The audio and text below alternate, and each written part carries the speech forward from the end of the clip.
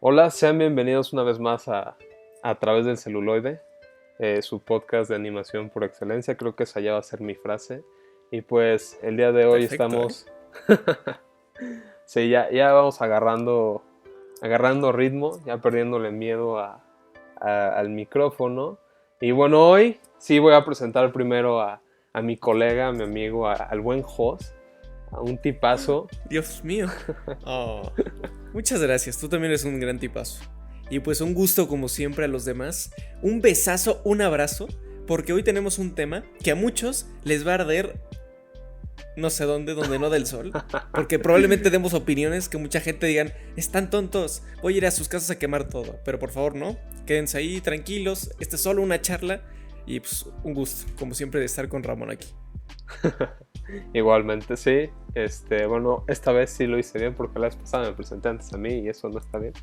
Entonces, bueno, No, aquí estoy yo, siempre lo haces Ramón. bien. Estoy igual, estoy igual. Y bueno, pues sí, justo como dice Jos, hoy vamos a hablar de un tema que puede que cause cierta polémica.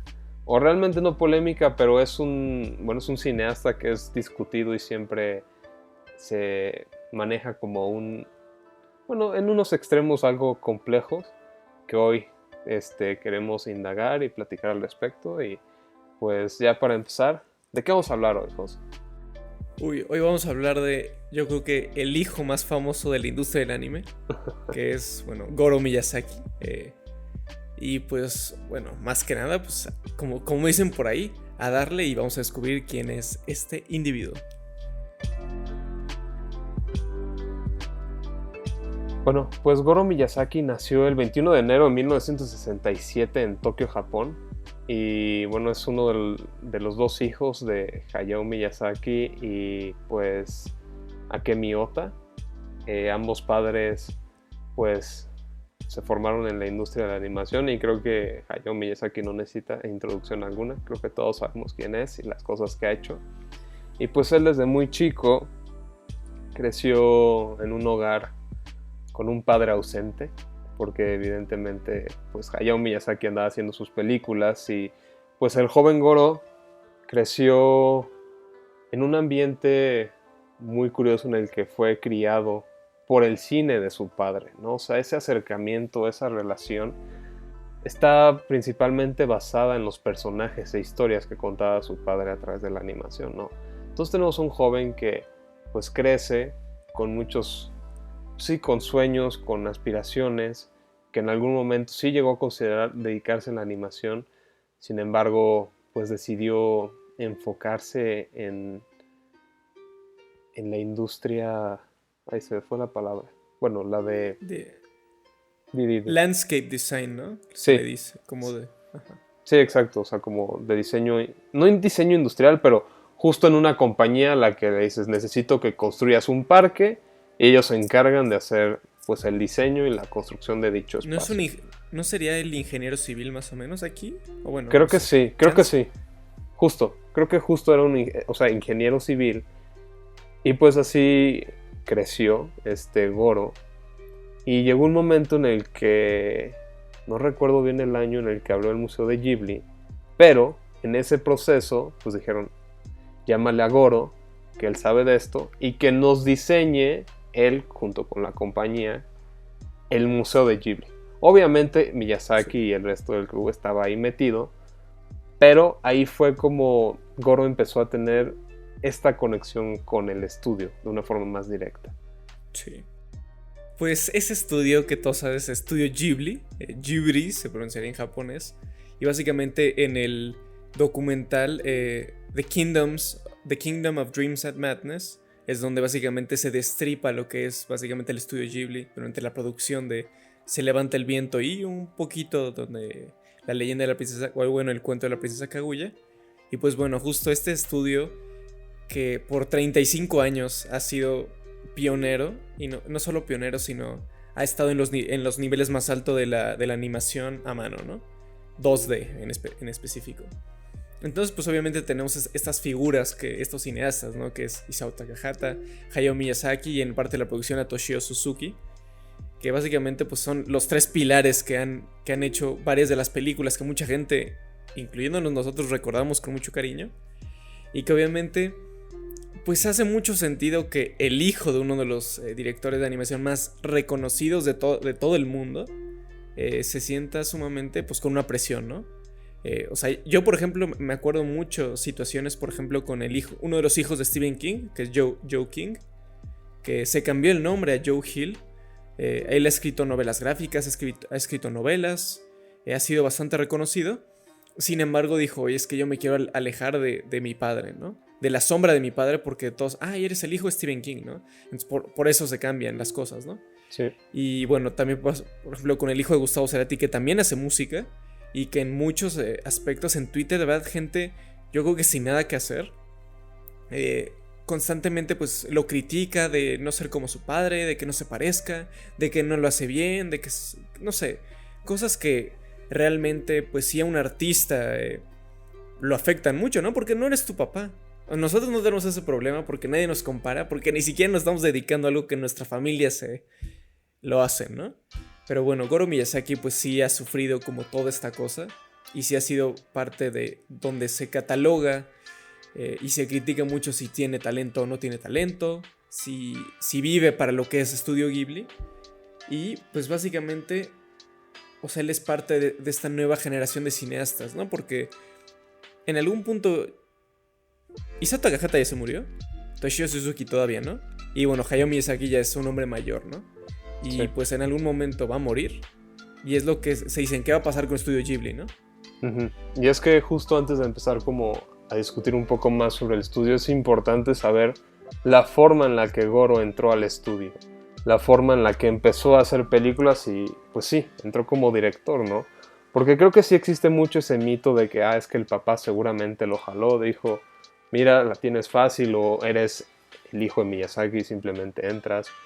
Y pues un proceso muy curioso, porque durante la construcción del museo, el estudio estaba contemplando la producción, o bueno, estaba en proceso de producción de la película de Tales from Earthsea, que fue su primera película de Goro Miyazaki.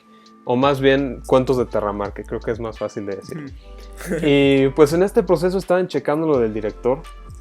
Creo que estaba planeado que el director fuera el que dirigió Susurros del Corazón. Sin embargo, creo que por esas fechas había fallecido. No estoy muy seguro. Por alguna razón, no había director de esa película, ¿no? Y en una plática, Goro pues vio la historia e hizo dibujos, ¿no? O sea, vio que estaban como atorados en un proceso, Suzuki y el resto del equipo, e hizo dibujos y se los enseñó a Suzuki. Le dijo, mira, o sea, chance, esto les ayuda a llegar a algo, no sé, o sea, fueron como concepciones, ideas que Goro tuvo en el momento y pues, dijo, se las voy a compartir a Suzuki sin intención alguna, así como de, hago un dibujo, un bosquejo, te lo enseño. Y eso sí hay que reconocer, Goro Miyazaki dibuja muy bien, porque esos dibujos, Suzuki dijo, ¿sabes qué? ¿No quieres dirigir esta peli? Y Goro estaba muy dudoso, porque siempre fue el sueño que quiso. Goro siempre quiso dirigir animación, pero sabía que tenía que enfrentarse a un mundo muy difícil, tenía que enfrentarse a la sombra de su padre y enfrentarse a un estudio que es conocido por una excelencia en muchísimas cosas, ¿no? Y que, para bien o mal, el estudio es pues generalmente conocido como el estudio de Miyazaki, porque a pesar de que haya directores muy talentosos, la primera idea al pensar en estudio Ghibli es Hayao Miyazaki, ¿no? Entonces, en este proceso, el primero en decir no fue Miyazaki. Dijo, no, Goro no está listo, y pues Goro no estudió para esto, él estaba metido en otras cosas, ¿no? Y Goro, pues ahí sí tenía un dilema, ¿no? Porque era hacer lo que él siempre había querido o pues resignarse y seguir con su camino, que probablemente no lo haría igual de feliz. Y pues dijo, ¿sabes qué? Ni hablar, yo quiero hacer esto, sea lo que me enfrento. Y pues se lanzó a dirigir su primer película. Sí. Y además pensar que la tuvo fácil, bueno, como ya explicó Ramón, no la tuvo fácil. Además pensemos en el nivel de exigencia que tiene Estudio Ghibli. que bueno, se dice mucha gente que ha renunciado porque no puede con la cantidad de trabajo o pues el proceso que tiene. O sea, no sé, viendo el documental tan famoso de Kingdoms of Dream and Madness, donde se ve el proceso de Estudio Ghibli y ver a Miyazaki trabajando, ver como su visión de la vida a veces un poco, no sé, pesimista, a veces no, es un hombre muy complejo y obviamente el hijo va a trabajar ahí, ¿no? O sea, obviamente el que más la tiene difícil es él. ¿Por qué es el hijo? ¿Por qué es su hijo? Porque obviamente va a esperar más de él, porque lo conoce más, porque tiene, no lo sé. O sea, es una relación un poco compleja, ¿no? Y pues es de aquí justo de esta primera película de Cuentos de Terramar, donde pues no solo se viene la mítica o la historia, donde hasta hay videos de YouTube donde no solo el propio Miyazaki al ver la película se salió, donde todos dicen que, bueno, ya podremos... Ya llegaremos a eso. Sinceramente. Pero hay mucha historia detrás de ese momento que luego es descontextualizada y se dan interpretaciones muy curiosas. Pero, pues sí, si quieres empecemos hablando de qué va la peli. Claro, me parece perfecto. Pues bueno, Cuentos de Terramar básicamente se trata de un joven príncipe que escapa de su casa, del palacio del país, del lugar de Terramar, pero antes que nada asesina a su padre. Toma la espada y se larga. Nos da un pequeño contexto antes la cinta de que hay como un conflicto entre dragones que realmente en la película no se explora tanto, como que aparecen al inicio, no se mencionan como por el resto de la trama y al final sí, pero bueno, básicamente justo es el príncipe Arren que sale, que está en esta búsqueda y donde conoce a una especie de mentor tipo Obi-Wan Kenobi, tipo Gandalf, que bueno, en los subtítulos le dicen Gavilán, obviamente en japonés debe ser otra cosa. Y tienen justo como este viaje en que básicamente pues van a vencer el mal, ¿no? Esta trama es, agarras el viaje del héroe, agarras el Señor de los Anillos, agarras Star Wars, agarras, no sé, Harry Potter, cualquier cosa. Y tiene como los mismos arquetipos de una historia, de un viaje de un héroe, ¿no? Sí, exacto. Sin embargo, un poco el problema con esta película, que tiene momentos curiosos, tiene momentos interesantes, que tiene una concepción del mundo muy, muy curiosa, es que justo en la narrativa, en la construcción de la historia, hay varios tropiezos, hay varias cosas que no terminan de cuajar porque se desvía de muchas cosas. Tienes un objetivo de tiene que llegar a esto, pero no, y se olvida, se deja de lado y jamás se vuelve a tocar. Justo como Jos mencionaba, lo de los dragones, se toca un poco al principio y un poco al final, pero en el medio como que es difícil que cuaje. Tiene momentos, pues sí, difíciles. O sea, hay que admitirlo, la primera película de Goro Miyazaki no es una película muy buena que digamos, tiene muchos tropiezos. Sin embargo, pues es su primera película, ¿no? Y hay que tomar en cuenta que pues también es alguien que no había hecho animación o cine. Sí. Y que pues en cierta forma Cuentos de Terramar habla mucho de el tipo de persona que es él, ¿no? El tipo de percepción que él tiene de la vida y pues cómo se siente un poco, ¿no? Porque tú ves Cuentos de Terramar y sí se siente un evidente homenaje a el cine de Miyazaki, una especie de mezcla entre películas de él, ¿no? O sea, yo recuerdo haberla visto y digo, ok, esto tiene elementos de Náusica, tiene elementos de La princesa Mononoke, tiene elementos de... ¿qué otra? No sé si Castillo en el cielo, pero como que son elementos que tú ves visualmente y dices, ok, este caballo o este tipo de ciervo se parece mucho a Yaku de Ashitaka. Sí. O el vestuario, la chava tiene un poco el arquetipo de San, pero muy por la superficie. Como que justo tienen personajes que son muy arquetípicos y que pues sí hacen que un poco la historia sea algo, ¿cómo decirlo? ¿Plana? Algo plana, exacto. Que sin duda hay cosas interesantes por debajo, pero hay momentos que si dices, ok, ¿esto de dónde vino? ¿Y por qué la trama se desvía hacia acá? Pero que sin embargo, pues viene de un estudio de altísima calidad y que tiene, pues evidentemente una animación de primer nivel y que, pues en cierta forma, Hayao Miyazaki estuvo también muy involucrado en el proyecto, porque si alguien iba detrás de Goro todo el tiempo era su papá. Constantemente lo estaba criticando, constantemente le estaba dando pues retroalimentación, observaciones, y pues evidentemente se siente como una mezcla de ciertas cosas entre que quiere hacer un homenaje a su padre, pero al mismo tiempo se siente esta soledad paternal, pues sí digo, justo como menciona José, los primeros 5 minutos asesina a su padre. Entonces, Sí. Es muy fuerte. O sea, yo justo en esta primera película, porque creo que no había estado tan interesado en el cine de Goro Miyazaki hasta ahorita, que la ventaja de este podcast es que ciertos temas digo, bueno, me concentro solo en esto y veo estas películas, ¿no? Que es muy interesante y uno las tiene más frescas. Pues sí, justo vi Cuentos de Terramar, justo, la animación es de primer nivel. Es una película disfrutable. A mí me gustó, pero creo que es esa película que entre más la piensas, yo creo que más se va desbaratando. Porque sí, justo tiene como ciertos hoyos, cosas que no quedan como tan bien exploradas. Y que justo tiene esta parte, obviamente, cosas que, bueno, la espada mágica, esto se parece mucho a Zelda, ¿no? Creo, no sé, me corregirá Ramón, pero creo que esta es de las únicas películas de Estudio Ghibli que es como temática medieval, más o menos. Si es que no hay más. Sí y no.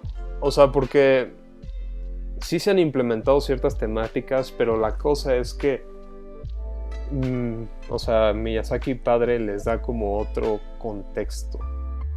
O sea, como que sí toma ciertos elementos y sí los cambia un poco, ¿no? Pero evidentemente como esa atmósfera de fantasía sí está presente. Pero claramente aquí sí es mucho más marcada en ciertas cosas. Claro, sí. Y justo yo creo que, bueno, esta parte de esta atmósfera, lo más interesante de analizar a Goro Miyazaki como persona son los temas. Y le estaba contando a Ramón tras bambalinas que para mí el cine de Goro Miyazaki es un cine de un huérfano. Uh-huh.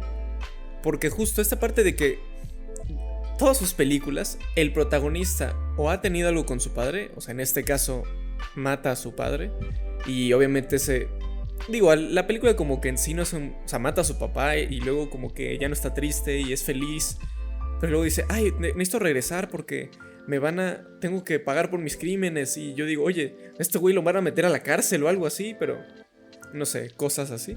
Y justo, por ejemplo, en la siguiente película también se habla de un padre ausente y así, ¿no? Entonces justo Goro Miyazaki aquí nos está mostrando qué él siente. Obviamente es ese rechazo a lo que es el legado de su papá, porque quiere ser una persona única, aunque tenga que tener el logo de Estudio Ghibli, ¿no? Y de llamarse Miyazaki. La parte justo de tratar de ir a otros lados, pero regresar por las mismas influencias.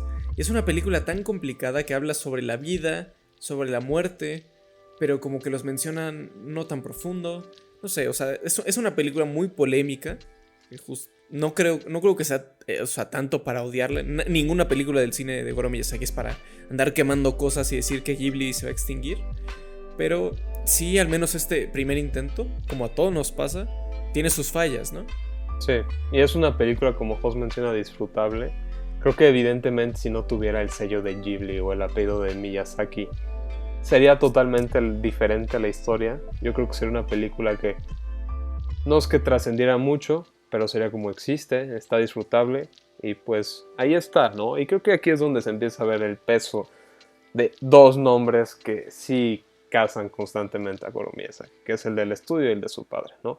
Porque justo en esta película es cuando se genera muchísima polémica en él. No es que Ghibli no es lo mismo y no sé qué. Sin embargo, Ghibli ha sido muy diverso al pasar de los años. Creo que es importante entender que Ghibli no es Miyazaki. Miyazaki es un peón más bien es un pilar. ¿Cuál peón? Es un pilar muy importante del estudio. Pero no es el único, ¿no? Y creo que pasa constantemente que hay directores del estudio que son algo olvidados. Pero justo creo que es momento, bueno, creo que se da la oportunidad de hablar a ese momento en el que Miyazaki sale de la saga del cine, ¿no?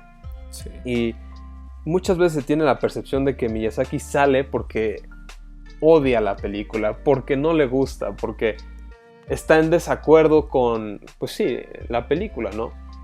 Y creo que al ver ese fragmento sí se da a entender así en cierta forma, ¿no? Sin embargo, al ver ya, pues sí, el documental completo, se da un contexto muy distinto, ¿no? Porque a pesar de que Miyazaki haya estado en contra, o sea, en desacuerdo que Goro fuera director, lo apoyaba, ¿no? Y lo apoya y sabe la carga que hay. Y también por eso en parte lo presiona tanto, ¿no? Y es en esa película que, pues sí, Miyazaki se sale de la sala y entra como en un estado extraño, ¿no? Como de autorreflexión, ¿no? Y hay un diálogo muy importante que es que dice: no puedes hacer una película sobre tus sentimientos, ¿no? Y creo que pues evidentemente todos decimos, claro que puede ser una película sobre tus sentimientos. Creo que la mayoría hace películas hablando de sus sentimientos. Sin embargo, yo creo, o mi interpretación es un poco en parte que los sentimientos de Goro están tan conectados a su padre que es exponerle a él lo que no ha hecho como padre. Y es que justo si algo tiene Cuentos de Terramar es que es una película honesta. Tendrá sus fallas, pero tú sabes que alguien la hizo con todo el cariño y la pasión del mundo. Y es ahí donde, quieras o no, se percibe un autor. Y que pues sí, su padre en cierta forma, quiera o no, pues ve algo, ¿no? Que sí puede incomodar porque pues realmente es algo muy complejo la relación entre ambos. Porque justo como habíamos mencionado, pues Goro creció sin un padre. Goro creció con sus películas. Y en Cuentos de Terramar es una forma de decirle como: papá, me gusta el cine, me gustan tus películas y en mi película hay personajes que se parecen mucho a los tuyos. Sí. Claro, o sea, en algún punto se siente que está molesto, se siente que es un... obviamente una carta de amor hacia las películas de su papá. No, evidentemente creo que ese pequeño fragmento, sea lo que sea Miyazaki un viejo amargado o no lo sea, eso no nos consta a nosotros, porque no vivimos con él. Ya sabrá Goro Miyazaki la relación que tendrá con él. O sea, a nosotros solo nos queda como, ¿cómo decirlo? Estar del otro lado, ver o solo observar. Uh-huh. Digo, y ni observar lo observado, porque nosotros vivimos, ni siquiera vivimos en Japón, ¿no? Sí. Pero sí, ¿no? Es una cinta interesante que no sé, es tan curioso esa parte de Goro Miyazaki, es tan curioso esa relación. Justo esa película que se siente tan, ¿cómo decirlo? Atada a lo que es Estudio Ghibli, y que en las siguientes dos, hasta la última que ha hecho, es donde se va desprendiendo, que creo que viene lo más interesante que ha hecho el propio Miyazaki. Sí. Y bueno, pues ya siguiendo esta peli, pues sí, Goro hizo su segundo largometraje en el 2011, que es La colina de las amapolas, que pues sí, una vez más tenemos a dos protagonistas que tienen padres ausentes, ¿no? Que pues viven en un pequeño poblado cerca del mar, y que pues entran en una especie de romance escolar, dos personajes, y hay un rollo ahí porque sí, la chava no tiene padre y el chavo no tiene padre, ¿no? Y es ahí donde será? Es ahí donde se entra una confusión en la que se cree que son hermanos. Y... No, hombre, yo sí dije, no, Dios mío, Goro Miyazaki, por favor, no estamos en Monterrey. Sinceramente sí, un buen tramo de la película estás dudando muy feo de qué está pasando. Pero, pues sí, evidentemente pues, se llega a una conclusión. Se llega pues sí, un viaje de autorreflexión entre estos personajes sobre pues, la paternidad, la independencia. Y es una historia muy curiosa. Creo que es una película que está situada en la posguerra, no de la Segunda Guerra Mundial, sino de la Guerra de Corea, que creo que es un periodo poco explorado y que es muy curioso porque, pues sí, igualmente japoneses pelearon ahí, ¿no? Del lado de Estados Unidos, claro. Y es una guerra muy olvidada. Pero bueno, dejando un poco eso de lado, tenemos personajes muy curiosos. Sí. Justo, creo que bueno, esa parte de... Ay, es que luego se traba esta cosa y digo, ay caray. Justo este tipo de personajes que bueno, están situados en el año de las Olimpiadas en Japón, en 1964. Pues justo tenemos estos jóvenes que es una película de amor, ¿no? Es bonito. Esta chica que obviamente también tiene cosa de Goro Miyazaki porque perdió a su padre también en la guerra de Corea. Y que bueno, pues obviamente es una chica súper independiente. Es una chica que tiene que cuidar a los demás. Es una chica que como que de alguna manera quiere hacer lo suyo, ¿no? Como que, o sea, como que es una madre. O sea, es muy curioso porque se siente que es una niña que tuvo que tomar el rol de mamá, porque obviamente su mamá está ausente en Estados Unidos dando clases y estudiando. Entonces tiene que cuidar a los demás, ¿no? Y podremos verlo como este justo Goro Miyazaki, que tiene que volverse director como porque se lo encargan. Porque está haciendo otro rollo y es como, bueno, tú hazlo. Y es como, oye, ¿cómo lidio con esta cosa, ¿no? Y obviamente tenemos al otro protagonista que es hijo de un electricista. Bueno, se supone que es hijo de un electricista.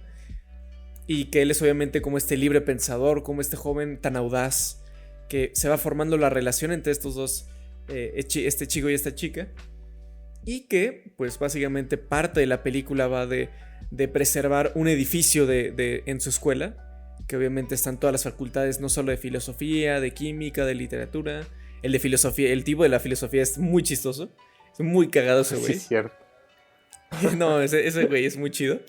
Y básicamente lo que trata es este lugar inmundo, sucio, mal, descuidado, lo tienen que volver a limpiar, ¿no? Entonces tiene esta parte de preservar el pasado. Y hay una frase tiene frases muy interesantes sobre los que solo veneran el futuro y olvidan el pasado son los peores o están condenados, ¿no? O sea, como que nos habla esta parte de, obviamente, aunque Goro, podríamos intuir o ponernos a soñar, podríamos decir, que Goro Miyazaki está preservando de alguna manera estas viejas costumbres de Estudio Ghibli, ¿no? De la manera en que se hace una película, cómo se hace, porque hace sentido para la siguiente, ¿no? Que va a ser. Sí, exacto. Y es que, pues sí, o sea, creo que también el proceso de esta película fue muy curiosa. Yo recuerdo mucho cuando vi el documental de, creo que era 10 años con Hayao Miyazaki, que justo hay un apartado dedicado a la producción de esta película. Y es que sí eran discusiones constantes, ¿no? De que esto no se mueve igual y pues sí, evidentemente Miyazaki hablaba con Goro y le decía, como sabes que en esta escena el personaje se siente sin vida, ¿no? Y pues sí, tomaba anotaciones y hacía cosas y pues ahí ves a Goro storyboardeando y corrigiendo cosas. Recuerdo mucho la secuencia del principio, que la secuencia del principio sí es de Hayao Miyazaki, porque Suzuki le dijo a Goro, si no dejas que esa escena sea como la quiere tu papá, no te lo vas a quitar encima. Y pues ¿qué hace Goro? Accede, porque pues, su papá es Hayao Miyazaki, no puede decirle que no. Y también él reconoce que su padre tiene una trayectoria muchísimo más grande y que pues realmente es un maestro en lo que hace, ¿no? Y pues ahí es donde realmente creo que algo que sí siempre me ha causado mucho sentimiento es que Goro Miyazaki siempre se enfrenta a cosas así, ¿no? Y constantemente, en casi todos los documentales que he visto, se le ve llorando en algún momento. Siempre está en un punto de crisis que es como, soy una mierda, no logro nada, no jala, no funciona. Y lo ves en sus puntos más bajos, ¿no? Se ve vulnerable. ¿Y qué agarra? Dice, agarra compostura y al día siguiente pues dice, a darle, a seguir trabajando en esto porque es lo que me gusta. O sea, el camino no es fácil, ¿no? Y creo que mucho menos para él, porque aunque muchas veces sí como habíamos mencionado, es como, sí es su papá, la ha de tener más fácil, seguro lo puso ahí porque es su hijo, no. Él está haciendo lo que le gusta en contra de la voluntad de su padre, ¿no? Y Claro. es un sujeto muy, muy alegre a pesar de todo, no sé. Yo recuerdo mucho cómo se le ve salir del estudio, sale con una mochila que se cruza, pues sí, de hombro a, A cintura, ¿no? ¿cómo se llama? A cintura. Y se va en metro y se va feliz y dice, como alguien muy, muy amigable, no sé cómo explicarlo, ¿no? Y es que, pues sí, así es como trabaja normalmente, se va, regresa, sigue trabajando, storyboardea, ve que las cosas funcionan o no, constantemente pues, habla con su papá, se asesora, dice, funciona, no funciona. Y creo que es importante saber que estos procesos están detrás, ¿no? O sea, que no es tanto como que, sí, Goro hace unas películas y son muy malas, ¿no? O sea, y creo que justo La colina de las amapolas sí es mejor película que Cuentos de Terramar. Sí. O sea, creo que está mucho mejor construida, que tiene un principio y un final, y que es muy disfrutable. Yo la disfruté, ¿no? Y creo que aquí es donde entra un poco la polémica de estar comparando el trabajo de un director a otro, ¿no? Porque tú ves esta película y creo que es inevitable decir, pero ¿qué ha hecho su papá? Y pues creo que obviamente si comparas La colina de las amapolas con Náusica o El viaje de Chihiro, sí hay diferencias muy grandes. Pero eso no hace que La colina de las amapolas sea una película menos válida. Claro. Y además, o sea, no solo las cosas que estaba leyendo en una entrevista, es que cuando estaban haciendo La colina de las amapolas pasó el terremoto en Japón. Entonces decían que fue una producción súper difícil de hacer. Creo que trabajaban a veces en penumbras. Decía, Dios mío, qué situación tan compleja. Y pues eso, también decir, ¿Hayao Miyazaki haría este tipo de películas? No lo sé. Probablemente no, o no de esa misma manera, ¿no? O sea, no hay que olvidar que, obviamente, aunque tenga cierta inherencia o injerencia en el trabajo de su hijo, sigue siendo su hijo. O sea, el que está dirigiendo y el que está poniendo este proyecto en marcha, ¿no? O sea, no olvidemos que pues también es un adulto, ¿no? O sea, él tiene como sus propias de hacer las cosas, sus cosas de hacerlas, su forma de hacer las cosas. Y no sé, creo que eso es lo interesante. Y yo creo que donde más interesante se pone Goro Miyazaki, y que es la película más polémica de todas, es Earwig and the Witch. Y antes de que digan, es una mierda, cállense, no saben nada, primero, ¿qué pasó? Mándenos un saludo primero, algo bonito, díganos cosas bonitas. Y segundo, yo creo que lo que más respeto de Goro Miyazaki es que es una persona que vaya, si todo Ghibli va por A, que se vaya por B. Porque eso es lo que hace un creativo, ¿no? Innovar. Eso es lo que se hace bien, es innovar. Ghibli en algún punto nos encanta el estilo porque verdaderamente hacen cosas bellísimas, son obras de arte, son un estudio de los estudios de animación más grandes que existen en el planeta y en la historia. Sin embargo, ¿hasta cuántos años más van a seguir? Tienen que cambiar en algún punto, tienen que hacer películas distintas, fórmulas nuevas, porque si no te quedas en una fórmula. Y eso es lo que, pese a todos los comentarios que ha tenido malo, eso es lo que es Goro Miyazaki. Y yo creo que por ese simple hecho de hacer algo distinto y de innovar, tiene todo mi respeto. Sí, totalmente, porque creo que es importante recordar que Ghibli no es un director y nunca fue un director, ¿no? Y que sin embargo, pues se cree que siempre fue el estilo de Miyazaki el que era el estudio, ¿no? O sea, realmente ha habido varios aspectos de innovación en la historia del estudio. La cosa es que pues evidentemente no eran muy populares o muy exitosos en taquilla y quedan olvidados, ¿no? Pero se seguía viendo de forma tradicional, seguía siendo este proceso de animación tan increíble que lo es.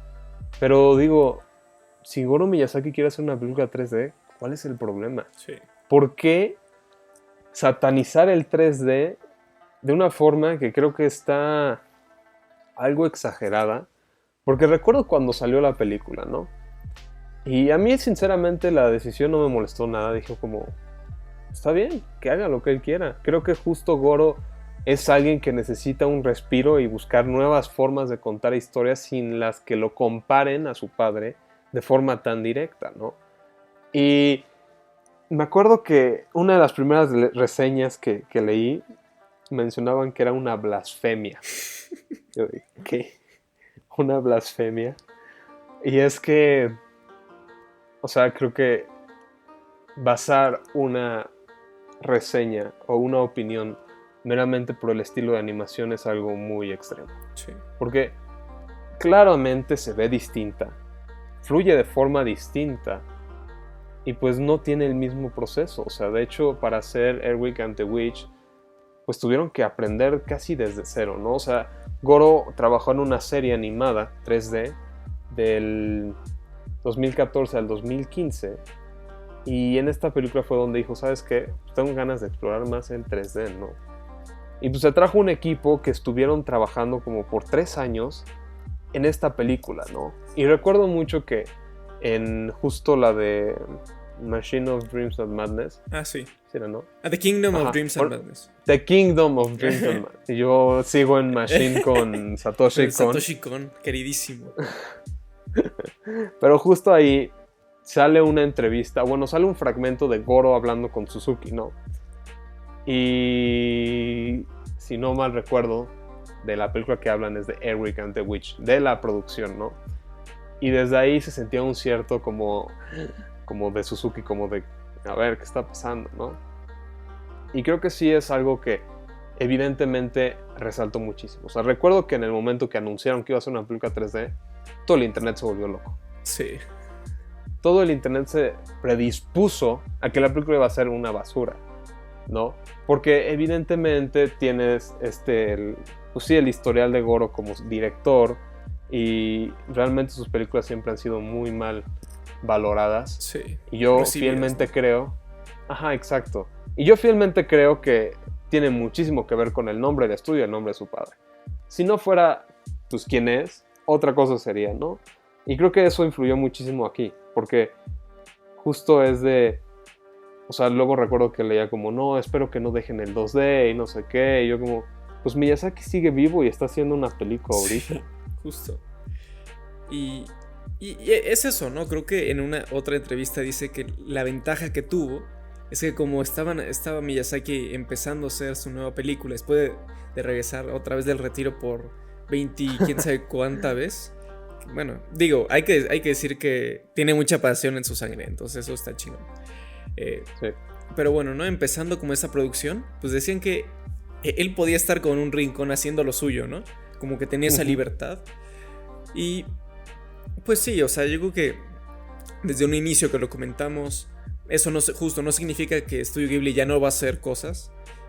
Se explica que también es una parte de hacer ganancia, porque Studio Ghibli ha tenido varias crisis económicas, pues porque obviamente para lograr ese nivel de animación, esa calidad, tarda mucho tiempo, ¿no? Y pensemos, ¿qué estudio te aguanta tantos años sin tener como ciertas ganancias fijas, ¿no? Bueno, nada más rápido que sí, justo por eso las principales ganancias de Ghibli se basan en productos, sí, en juguetes. Claro. No, sí, y digo, de todas formas, pues obviamente también la parte de siempre sacar una película. Además, las películas de Miyazaki de verdad hacen muchísimo dinero. O sea, no solo El viaje de Chihiro está en el top 3 de las películas más taquilleras en la historia de Japón. Entonces, bueno, pues tenemos eso, ¿no? Que obviamente una película de Ghibli cada vez que sale y es bien recibida, pues gana mucho dinero, ¿no? Y pues bueno, ¿no? Obviamente la gente en internet cuando se anunció Earwig and the Witch 3D dicen, oh Dios mío, es el fin del mundo, el sol va a venir hacia nosotros, va a venir la luna de Zelda y todos nos vamos a morir, ¿no? Porque esto no puede ser. Y pues así son las cosas, ¿no? Disney ha dejado un poco esa parte del 2D y se ha enfocado más en el 3D. Digo, en un mundo ideal están las dos cosas, ¿no? Porque yo personalmente sí me quedo con ganas de ver más películas 3D de Studio Ghibli. Porque yo creo que aún destaca Earwig and the Witch del montón. Porque obviamente tiene esa calidad de diseño de personajes. Tiene la parte del voice acting, la música. Y no sé, a mí me parece, yo creo que su película más interesante es una película rebelde, es una película por el propio personaje de Erwin, que es una chava que no se deja, que anda diciendo, haz esto, no lo quiero hacer, o anda pues, obviamente refunfuñando o quejándose siempre. Esto es Goro Miyazaki para mí. Goro Miyazaki es un director que dice, vamos a hacer algo totalmente distinto, vamos a irnos por justo la tangente, y yo creo que justo sacó una película que es difícil de olvidar, ¿eh? Ojo, te puede gustar o no te puede gustar, pero de Eowyn and the Witch sí te vas a acordar. Sí, estoy totalmente de acuerdo. Porque, quieras o no, hay cosas que se quedan ahí, ¿no? Y tenemos una historia que es sencilla, ¿no? Y justo si tú pones a leerte entrevistas, que recuerdo que muchas veces como, no, es que pues no explotaron el 3D, solo salen como 3 espacios y así. Y pues Goro dice, la verdad no somos expertos en 3D, es nuestra primera película. ¿Y por qué escogimos esta historia? Porque se prestaba a que tuviéramos 2 espacios. 2 espacios que no teníamos que animar constantemente y que ya están modelados y que funcionan de esa forma, ¿no? Y es que justo, pues sí, Erwin and the Witch toma lugar en el orfanato y en la casa de estos 2 personajes, ¿no? Y es una historia corta, es una historia que va de una adaptación familiar, ¿no? Comprendo que hay ciertas cosas que a lo mejor no cojan tan bien. Recuerdo un poco lo del principio de la persecución y de su madre, que queda un poco de lado, lo de todo el rollo con la madre, pero aún así no afecta a la película de una forma muy considerable, ¿no? Y creo que también pasa mucho que, no, es que visualmente se ve como plasticinoso, como extraño, ¿no? Y piensas y dices, no, es que un poco la estética que quería pues este cuate era seguir la de las marionetas de stop motion, claro. ¿no? Tener como esta estética algo extraña, ¿no? Pero que creo que justo como Jos menciona, el diseño de personajes es bueno. Creo que resaltan muy bien, creo que se logran conversaciones dinámicas muy interesantes, muy divertidas, y que pues sí es una película que destaca dentro de la biblioteca tan amplia de Ghibli, ¿no? Que puede que las otras 2 digas, ahí están, pero que si tú te ponen, no sé, una pared con todos los pósters de todas las películas, Erwin and the Witch, sí, dices, esta se ve diferente, y probablemente la veas porque se ve diferente, claro. Y sí se ve diferente y se siente diferente. Y al final eso está bien, ¿no? O sea, queridos escuchas, pues para eso vemos cine, ¿no? Porque nos gusta ver luego cosas distintas, ¿no? No se trata de seguir como el mismo estilo, ¿no? Al final, yo creo que Studio Ghibli apoyaría siempre una renovación, más creatividad, ¿no? Aunque tenga sus procesos de creación establecidos, pues esta parte de justo de creatividad, yo estoy consciente y yo creo que lo debe apoyar mucho. Entonces, Eowyn and the Witch, pues sí tiene cosas que lo de la mamá como que aparece al inicio y hasta el final. La parte de, bueno, la banda Earwig, yo he de decirlo, yo lo escucharía, de verdad, muy muy chingón la música. Sí. No, está muy muy genial. Y pues sí, esta parte de los 2 espacios, de decir, bueno, es un primer territorio que no nos hemos estado. Eso hace un buen director, yo creo, que es, tenemos estas herramientas. En nuestra vida hemos hecho 3D, porque hemos hecho 2D 35 años de nuestra vida, ¿no? Entonces, ¿qué hacemos? Pues hacemos una historia pequeña. La adaptación de un libro de la autora se llama Diana Wynne Johnson, Wayne, que también es la autora de El Castillo Vagabundo, donde también se ha hecho las adaptaciones. Y bueno, que las 3 películas de Goro Miyazaki son adaptaciones de libros. Uh-huh. Entonces, pues sí, ¿no? O sea, es una historia sencilla, es una historia divertida, tiene buenos personajes, tiene buena música. Yo creo que en la parte de si se siente como vivo o no vivo, yo pude conectar. O sea, creo que las expresiones faciales, los movimientos, creo que comunican bien la parte de los personajes. El voice acting a mí en películas japonesas siempre se me hace de primer nivel. O sea, la industria del anime tiene un voice acting que siempre me vuela los zapatos por ahí. Pero sí, no sé, no es lo mismo. ¿Y por qué la gente espera que sea lo mismo como el 2D? El 3D es otra cosa, es algo totalmente distinto, funciona distinto. ¿Se ve como una película de Pixar? No. Pixar tiene como 25 años más de experiencia, pues sí. ¿Tiene más presupuesto? Pues sí. Pero ¿Eri and the Witch se ve bien? Yo creo que sí. Un personaje sin alma sería que sus ojos no se movieran, o que no pudieran hacer ciertas expresiones faciales, o en algún punto donde dices, oye, ya no puedo conectar con este personaje, ¿no? Sí, que se sientan irreales, ¿no? Que se sientan personajes artificiales, ¿no? Y creo que sí, justo lo que mencionas es muy importante entender que Goro no es su papá.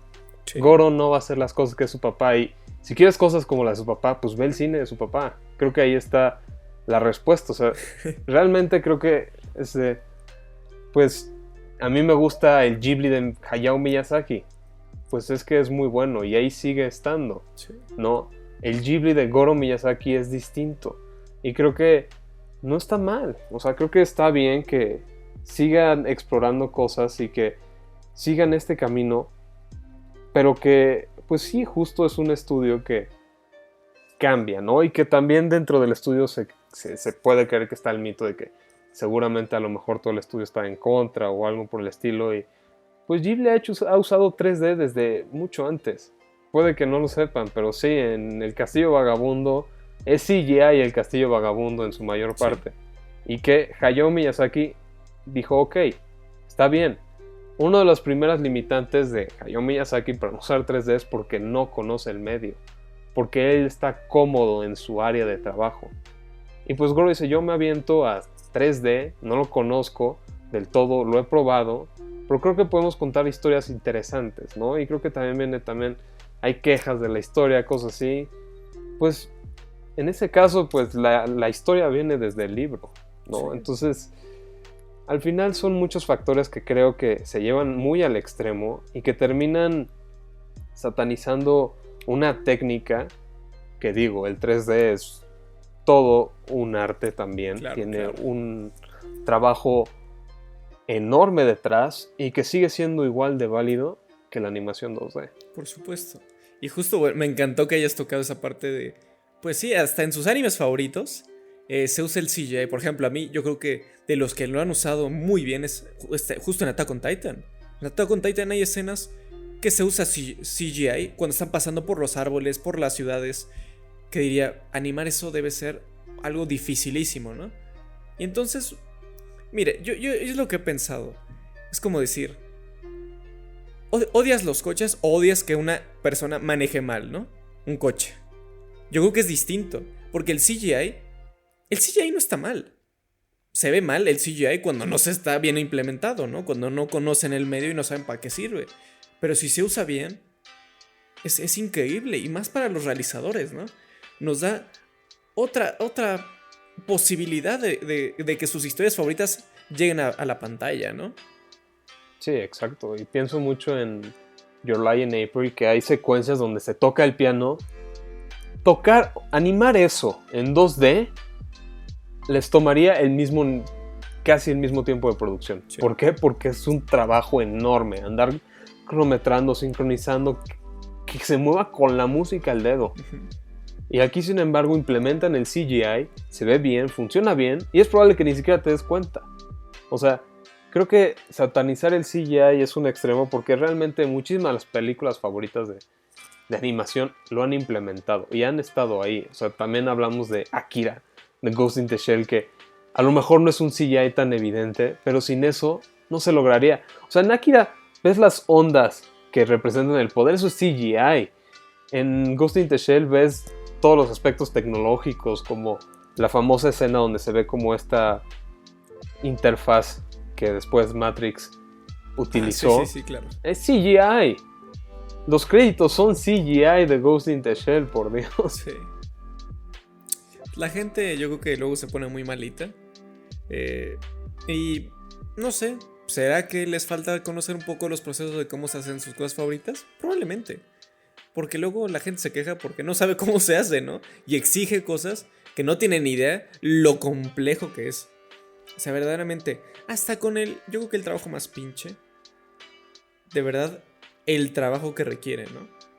Es titánico. Pero bueno, yo creo que desde aquí del estudio de A Través del Celuloide antes de pasar a conclusiones, le queremos mandar a Goro Miyazaki un beso, un abrazo. Decirle que si gusta, bueno, seguramente no habla español, pero que lo queremos. Y que hay dos personas que lo entienden de alguna manera, ¿no? Que saben que él que tiene su propio camino y que sigue haciendo lo que le gusta, ¿no? Sí. Y que, sinceramente, yo sí quiero ver a dónde va. Quiero ver qué explora, qué hace y que es su propia persona. Yo no voy a juzgar su cine por ser el hijo de Miyazaki o por ser parte de Ghibli. Yo lo voy a juzgar por la persona que es él. Exacto. Porque lo que nos interesa no es el apellido de Miyazaki, sino el nombre de Goro. Queridos fans de este podcast que Ramón ha dicho que ojalá que sea su predilecto, pues llegamos como siempre al final a estas conclusiones. Y pues me gustaría preguntarle a Ramón, que sé que es un apasionado del tema, porque lo hemos discutido y creo que esta persona de la que hemos hablado, pues no recibe como que luego el cariño que debería merecer. Y pues bueno, ¿qué concluyes de esta plática sobre el gran Goro Miyazaki? Pues creo que justo es importante reflexionar al respecto, ¿no? Porque algo que sí se me queda muy grabado, no con Goro, sino en la vida en general, es que cuando tú eres un artista y eres un creativo y quieres hacer algo, lo que menos quieres es que te estén comparando, ¿no? Y que eso limite o deje de lado el trabajo que haces, ¿no? Puede que sea bueno, puede que sea malo, pero justo en este proceso en el que dices, hago mi película, ok, puede que te guste o no, pero creo que evidentemente no soy, o bueno, hablando de Goro, no es su padre. Goro es una persona distinta, ¿no? Y creo que eso es muy importante recalcar porque cada persona es diferente. Y no porque alguien quiera cambiar o intente buscar un camino distinto, implica que el viejo no es mejor o es malo, sino que son dos rutas diferentes, ¿no? Y que a lo largo de la historia de la animación, del cine, siempre ha habido estos cambios, ¿no? Porque realmente sin este aspecto de innovar, esta idea de buscar nuevas alternativas, muchas cosas no surgen. Miyazaki innovó en su momento. Miyazaki dijo, voy a hacer las cosas así porque quiero explorar esto de tal forma, y es lo que lo ha llevado a hacer grandes películas, ¿no? Y que en cierta forma hasta Miyazaki se repite en su discurso, se repiten a lo mejor la estructura, la forma en la que se aproxima a ciertos temas, pero sin embargo siguen siendo muy buenas películas, ¿no? Siguen teniendo un principio y un fin, y que realmente algo que sí le aplaudo mucho a Miyazaki es que hace las películas porque él quiere. Dice, tengo ganas de contar una historia de esto. Y lo hace, ¿no? Y creo que justo por eso mismo, por ese viaje, es ver lo que el cine de Hayao Miyazaki ha inspirado en alguien, y especialmente en su hijo, ¿no? Que su hijo constantemente está lidiando con, pues sí, la aceptación de la gente, con este rechazo, porque muchas veces sí es como a Goro Miyazaki, bye, muy mal, F, todo feo, y pues no, o sea, creo que es un cine honesto, eso sí, un cine que se hace con cariño y que se hace con mucha dedicación. Puede que sus películas no sean una obra maestra, pero que sin embargo ha explorado cosas y que sigue abriéndose camino en una industria que es muy amplia y muy competitiva, ¿no? Y por eso yo lo respeto muchísimo y lo admiro, porque realmente viendo tanto los documentales, viendo a lo que él se enfrenta, dices, caray, neta, tienes que tener un temple de acero para no desmoronarte ante tanta presión y seguir haciendo lo que amas de la forma que lo haces, ¿no? Totalmente, o sea, creo que podemos hasta describir esas frases, ¿no? Para donde sea, ¿no? Para que luego Goro Miyazaki se ponga muy feliz. Totalmente, o sea, yo confieso que no es mi director de anime de estudio Ghibli favorito. Las películas de Miyazaki me llegan más, me gustan más, pero eso no quita que Goro Miyazaki tenga talento, porque no cualquiera hace esas películas, sinceramente, no cualquiera. no cualquiera es capaz de llevar esos ritmos de producción, esa presión, poder hacer ese tipo de cosas y cargar con ese legado, ¿no? Y sin embargo lo que más admiro es justo es como esta mente joven, esta mente de cambiar. Y donde más me pegó fue Earwig and the Witch, ¿no? Que fue la película que ahorita en Letterboxd tiene como 2.8. Y a veces digo, realmente, no, yo opino que no merece tal eso. Para mí es una película como de 7 de 10. Es divertida, es creativa, tiene cosas muy padres. Creo que es justo, como dice Ramón, es honesta. Es que hay cariño en eso. ¿Y qué más queremos, no? Creo que luego, pese a sus limitaciones narrativas y técnicas, yo creo que a veces en esos cines, y yo diría que prefiero, y puedo hacer de lado esos fallos, si hay una historia honesta y divertida, como lo hace Goro Miyazaki. Y en esta industria, afortunadamente, hay espacio para él. Y pues aquí desde el estudio le decimos que con mucho gusto, que Goro Miyazaki, nos dirigimos hacia ti. Ya si lo escucha, que haya un traductor, por favor. Bueno, Goro Miyazaki, nos dirigimos del estudio de A Través del Celuloide y te decimos que mucha suerte. Ojalá que disfrutes mucho la producción de tu siguiente película y nosotros dos como fans no podemos esperar para verla.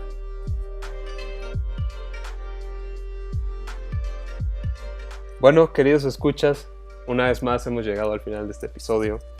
Espero lo hayan disfrutado, que hayan, bueno, formado parte un poco de la conversación y que pues a lo mejor les dejemos un poco algo sobre pues, la historia de Goro Miyazaki, que creo que es una persona que muy pocas veces es explorada o pues sí, está muy al margen y lidia con mucho y bueno, se enfrenta a muchas cosas más que nada, ¿no? Y es así como pues creo que vale la pena darle una oportunidad a su cine.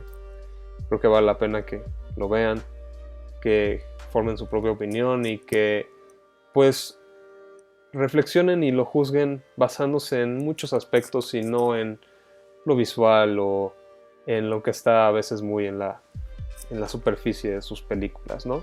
Creo que es importante verlo un poco de esa forma y bueno, ya ahora sí para despedirnos, pues primero que nada, Jos, ¿dónde te encontramos a ti en redes sociales? Pues me pueden encontrar en redes sociales en Twitter como @JoseIvanO202, en Instagram como Caja de Dibujos y pues decir que soy un co-creador y co-anfitrión de Charlas y un Café, un podcast dedicado totalmente a un podcast de cultura pop y el mundo del entretenimiento. Ya se me están mezclando las cosas y decirles que bueno, dependiendo de cuándo salga esto, pues va a haber un anuncio que probablemente, si no me equivoco, ya debería estar saliendo antes la semana de lo que vamos a publicar, y que básicamente pues ya vamos a acabar la segunda temporada, nos quedan pocos episodios.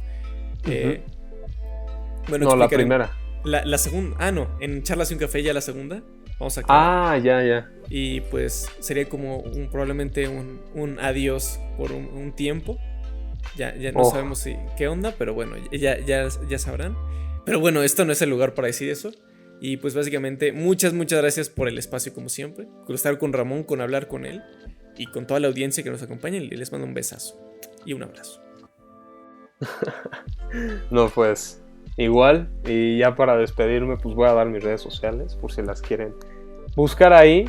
En Instagram tengo una cuenta de dibujos que se llama arena-gris y en Twitter estoy como RamsterChief117. También queremos agradecer a pues Medios Córdoba, que como Jo siempre lo menciona, son los papás y mamás de este podcast, que pues, siempre nos ayudan con el proceso, que pues nos apoyan y que pues siempre están ahí. Y también queremos agradecer a Todo Nerdo, que es como nuestro, bueno, no es como, es nuestro podcast hermano. Ahí le mandamos un saludo a Pollo y a Oscar, que es un saludo, que seguramente están esforzándose y haciendo su mejor trabajo. Y pues nada, creo que sería todo. Nada más por molestar, voy a saludar a Luis León. Hola Luis León, ¿cómo estás? Hola Luis. Para que se sienta especial, constantemente, ¿no? Cada semana. Ajá, exacto. Que cada semana haya un Luis León. En algún. Hay un cameo. Pero bueno. Vale. Gracias por estar una vez con nosotros. Y pues esto fue A Través del Celuloide. Muchísimas gracias. Y nos vemos en el siguiente episodio. Y pues bye.